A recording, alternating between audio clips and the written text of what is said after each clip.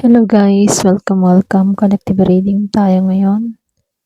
So ngayon itatanong natin, may nagsiselos ba sa'yo? Alamin ang kanyang intensyon. Okay, so be open-minded po, hindi halos lahat makaresonate. Thank you nga po pala sa mga nagsusubscribe, sa mga bumabalik. Marami pong salamat. Give me the message for collective.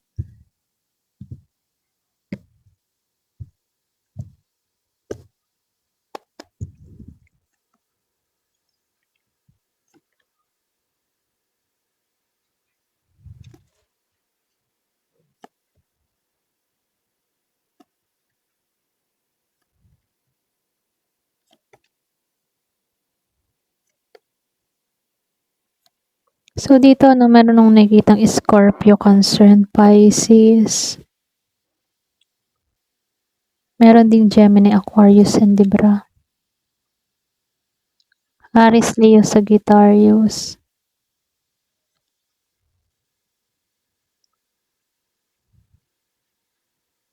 Meron ding Virgo, Taurus, and Capricorn.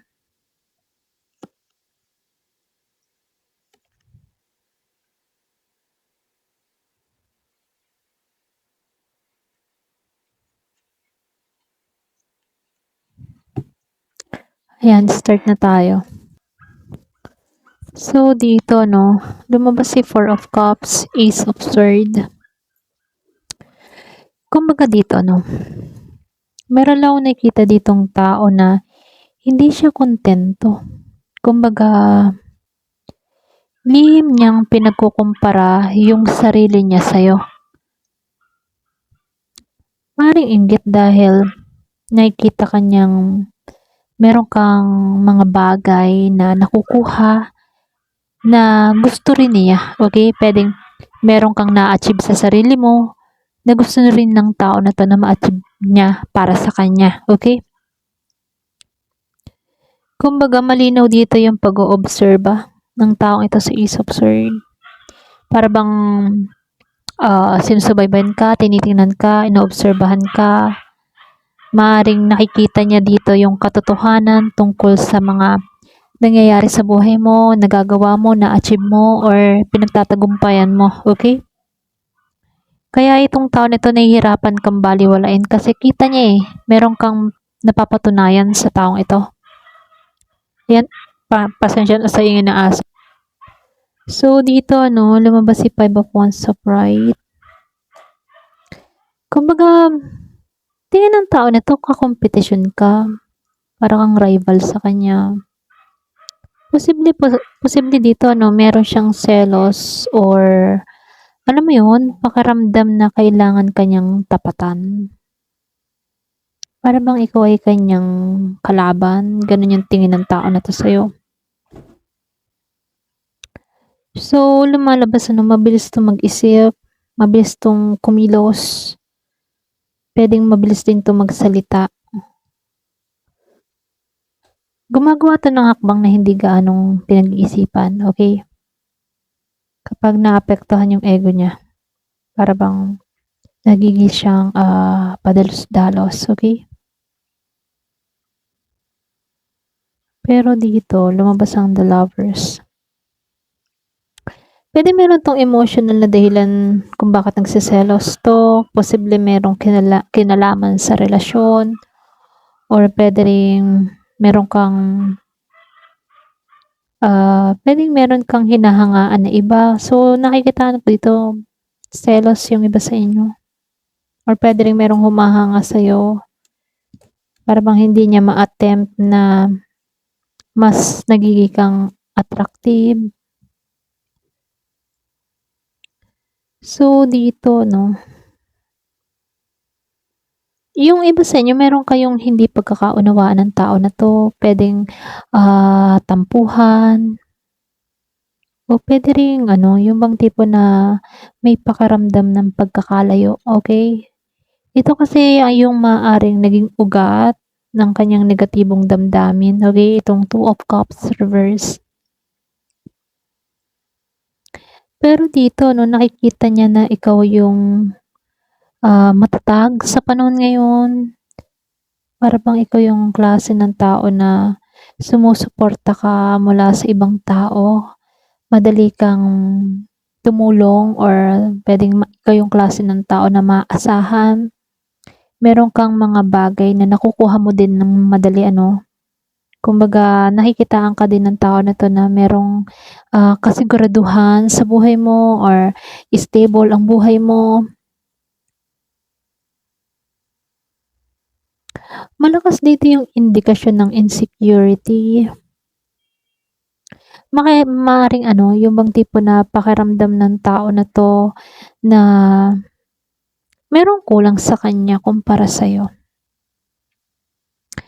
Lalong-lalo na sa ano, yung bang lalong-lalo sa usapang, tagumpay, pera or maging sa self-confidence ano. Nakikitaan ka ng tao na 'to na very confident ka, meron ka sa buhay mo ngayon, maayos ang nangyayari sa buhay mo, okey? So, dito ano, hindi 'to, sigurado sa mga susunod niyang gagawin dito sa Two of Wands reverse. Meron siyang mga pag-aalinlangan, meron siyang takot, okay? Kumbaga 'no, meron 'tong takot na gumawa ng malaking hakbang, ito lang yung nakikita ko. Pero ganun pa man, lumabas si King of Pentacles. Sa kaibaturan nito 'no, gusto niya ng katatagan.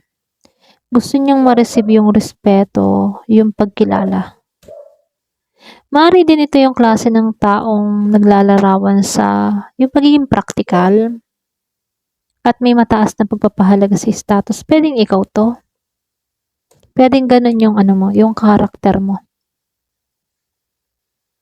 Very practical kang tao or puwede ring malaki yung respeto sa'yo. So, dito, meron akong nakikitang patuloy na defensive dito. Para ba siyang nakabantay. Pakiramdam niya kailangan niya laging protektahan yung kanyang posisyon, yung kanyang sarili. Kasi may mga bahagi sa kanya dito na gusto niya nang umalis sa tensyon. Kaya very defensive siya dito. Yung bang tipong gusto mag-moving forward. Kaya lang, nangyayari kasi dito, gusto niya nang alisan 'to eh. Itong 6 of Swords. Gusto niyang talikuran yung mga masasakit na nangyari. Gusto niya nang umusad. Ayaw niya ng ganito. Yung stuck sa sitwasyon, ayaw niya ng gano'n. Kumbaga, ikaw, nakikitaan ka ng tao na 'to na lumalago ka kasi naabot mo ng paunti-unti yung mga bagay na gusto mo. Kumbaga, kita niya na ikaw ay nagtatagumpay. So, pero gano'n pa man ano, yung the World kasi nagpapakita rin dito na merong pagtatapos. Kumbaga sa pagtatapos, merong matatapos na cycle, okay? Patungo ka pa rin talaga sa tagumpay. Patungo ka sa paglago.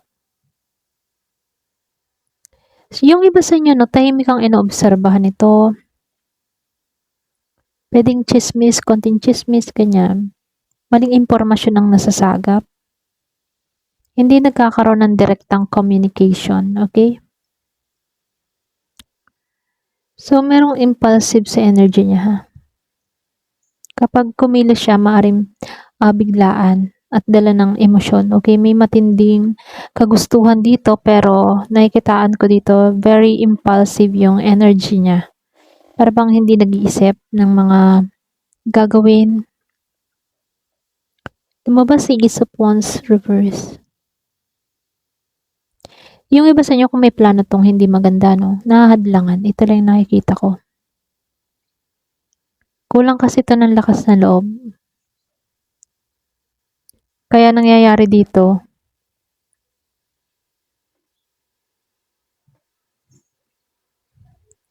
so dito, no, kulang to ng lakas ng loob. Ito lang yung nakikita ko. Okay?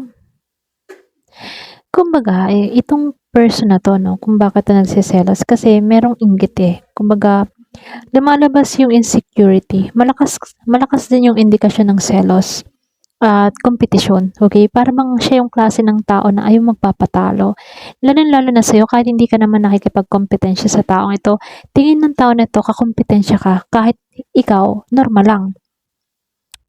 So, lumalabas po dito, no, hindi naman siya direktang nananakit, ano, mas nakikita ko lang dito, yung taong to, may insecurities, tahimik na sinichismis ka, tahimik na nagmamasid. Nahihirapan ba niyang tanggapin sa sarili niya na yung bang maipagkumpara niya yung sarili niya sa'yo? Nahihirapan siya sa ganun. Meron tong enerhiya, ayan, pasensya na, no? Meron ditong enerhiya na may halo din naman siyang paghanga, kaya lang, kahit humahanga siya sa'yo, meron ka akibat na kompetisyon. Yung bang meron siyang pagnanais na mapatunayan sa kanyang sarili, para bang gusto ng tao na 'to na mas nakakaangat siya sa'yo, mas ano siya, yung bang mas mas magaling siya sa'yo, gano'n. Mas pinupuri siya kaysa sa'yo. So, kung meron kang kilalang ganito, ano, so comment down below. Kasi itong tao na 'to, very ano siya, malakas kasi yung ego nito. Okay, kung sino man 'to na nagseselos sa'yo, okay? May kahalong inggit. Kumbaga, meron lang din konting tsismis, pero hindi naman mapanakit siya. Hindi siya yung talagang physical na mananakit para masaktan ka, no? Hindi gano'n. More ano lang siya, kumbaga, siya yung may problema, ikaw wala, okay? Kumbaga siya, insecure lang talaga sa'yo, okay? Ito lang yung nakikita ko, ayan. So, hanggang dito na lamang po. Thank you for watching. Love and peace.